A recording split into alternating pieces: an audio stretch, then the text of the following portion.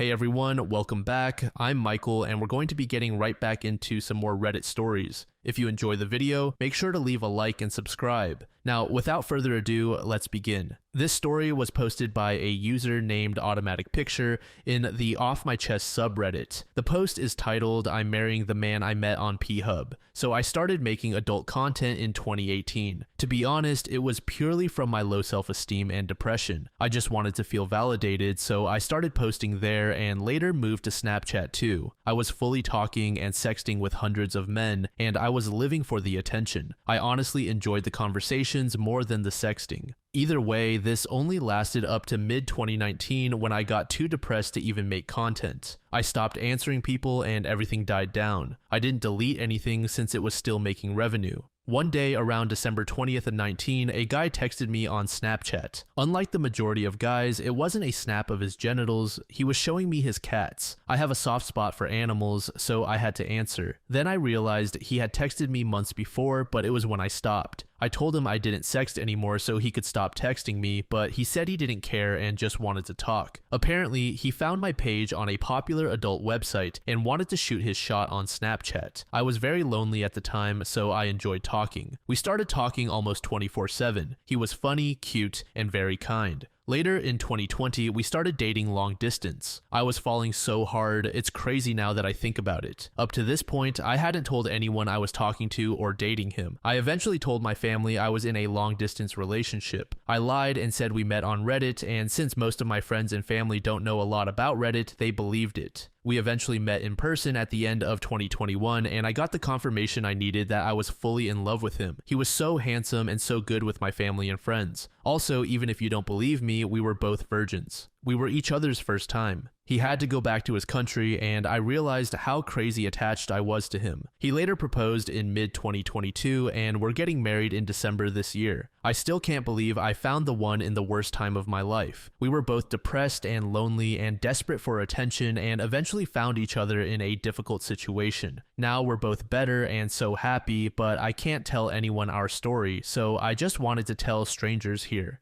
Edit. I just wanted to say thank you to everyone for your kind comments. My fiance and I read them and we loved them and died laughing with some others. And to the ones asking for my adult content channel, it's all gone. I got it deleted so you can stop asking for it. User Cute Mutation said, "There is something very poetic and wonderful about two people finding each other at their lowest and creating something beautiful out of it, changing the course of each other's lives forever. Congratulations on your engagement." User Tow Truck said, "While how you met is probably one of the most unconventional love stories ever, congratulations on finding each other. Sometimes meeting people online, you get to know more about them quicker than you would in person without even snooping on social media. There are a lot of people that forget that manners and common decency still apply. I still do not understand why there seem to be a lot of guys that think 'want to see my genitals' is a classy opening line. I met my partner on what was supposed to be a simple internet chat site, which in hindsight seemed to be really dodgy. There is an Australian expression, wedding tackle, which refers to a man's equipment. My partner had said how there were so many tackle-waving wallies that I stood out for wanting a normal conversation.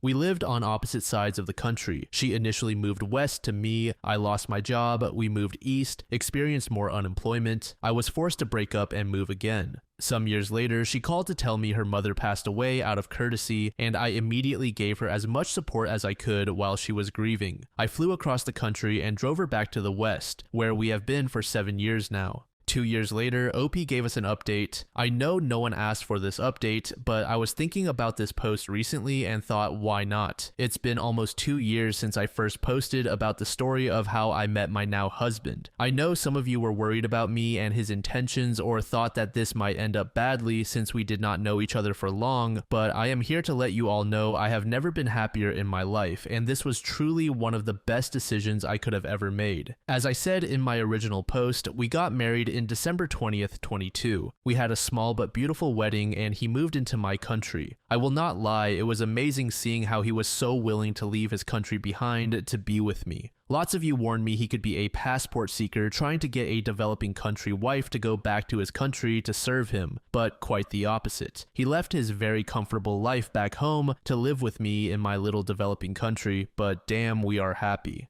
As of now, we are just enjoying life here, living the best and happiest moments we both could have wished for. I will not lie, I still struggle with things about our pasts, but we work through them together and they have never actually affected us. All of this is to say there is hope for everyone. My whole life I thought I was someone that could not be liked by anyone. I was always the least attractive in the group and my mental health was in hell. But in the end, I can say, it can get so much better. Finally, thanks again to everyone who heard my story back then and cheered me on. I really appreciate it.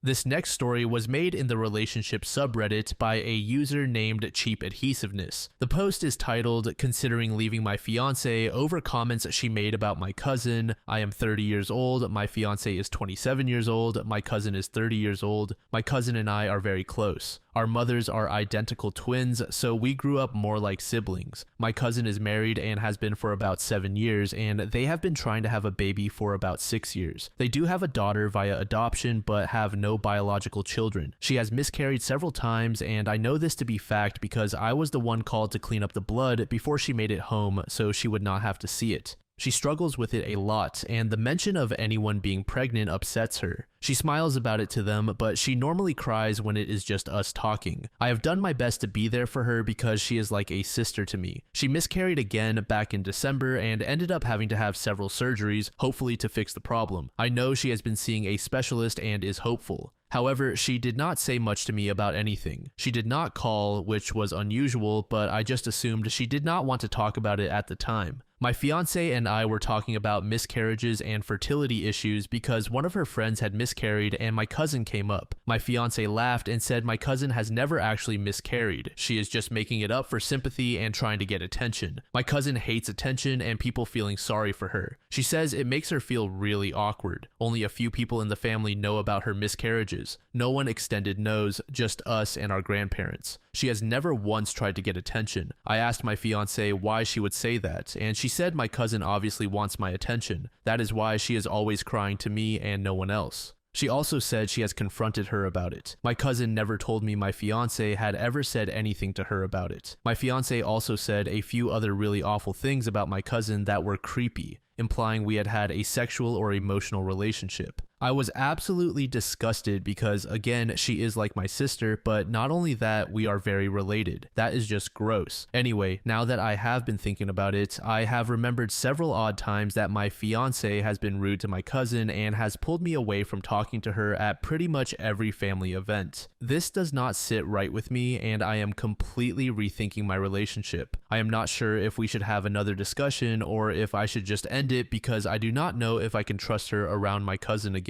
My cousin has been hurt enough. She does not need someone mocking her or telling her she is lying. I am not sure what to do here. User The Darkest Beer said, "This is absolutely worth breaking up over. It's weird and gross enough that she's jealous of your cousin. It's weird and gross enough that she thinks your cousin is lying about having miscarriages. It's absolutely hateful and unhinged that she confronted a grieving woman to accuse her of lying about having miscarriages." User Sector Particular said, "I have to agree with the consensus. She is, plain English, a heartless bitch. It's bad enough to imply you have an inappropriate relationship with your cousin, but to go to her and tell her she is lying about something so traumatic is unacceptable. You need to get rid of her, then go to your cousin and beg for her forgiveness, telling her you had no idea what she had done." To this comment, OP said, "I was planning to go see her tomorrow and apologize. I also want to know what exactly was said to her. I don't know if she thinks I knew or not, or if she thinks I had something to do with it."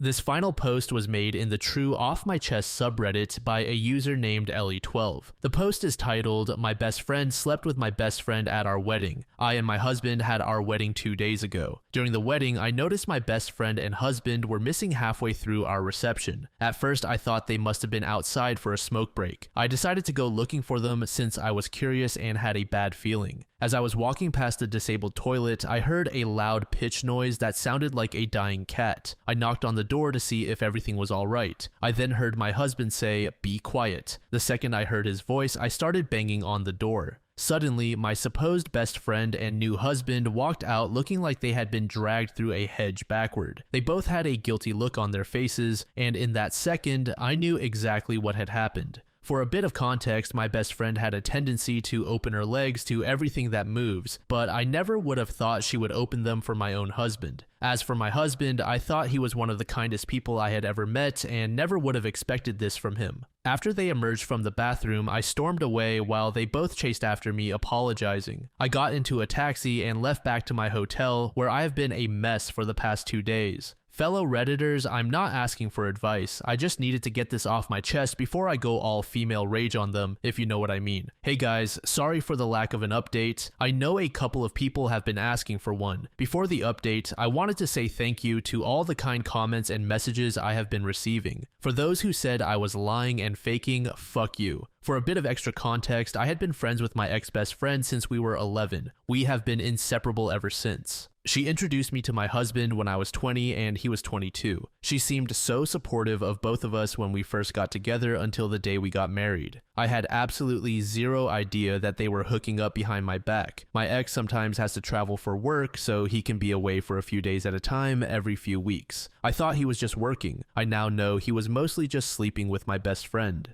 I know some of you are wondering why I didn't cause a scene at the wedding. Causing a scene was the last thing on my mind. The only thing I wanted was to get away from the situation. I received a few messages from guests wondering what had happened, and all I've been saying is that I suddenly got ill and apologized for my quick exit. As for the two idiots, I blocked them both. Not before telling my ex that I was annulling the marriage and wanted nothing to do with either of them and that they could enjoy each other. You know what people say, once a cheater, always a cheater. I'm still at the hotel currently and I can't face going back to the house my ex and I shared. Thank you again for all the kind words of support, and if you choose not to believe my story, then don't comment because nobody wants to hear your negativity through the screen. I'll give updates when I have more to share. User Open yesterday said, go all female rage, but keep it legal and be careful not to go too far. I know that seems weird to say, but sometimes if you go too far, people could turn on you, being all like, look at how OP acts, no wonder the new husband cheated, and other nonsense. User Corfy74 said, instant annulment and sue him and your friend for the money you spent on the wedding. Hopefully, there is some kind of alienation of affection clause in your local laws. Oh, and expose them to both your families and all your nearest and dearest. In fact, send the news out to your wedding mailing list and make public social media posts. Let everyone know what scumbags they are.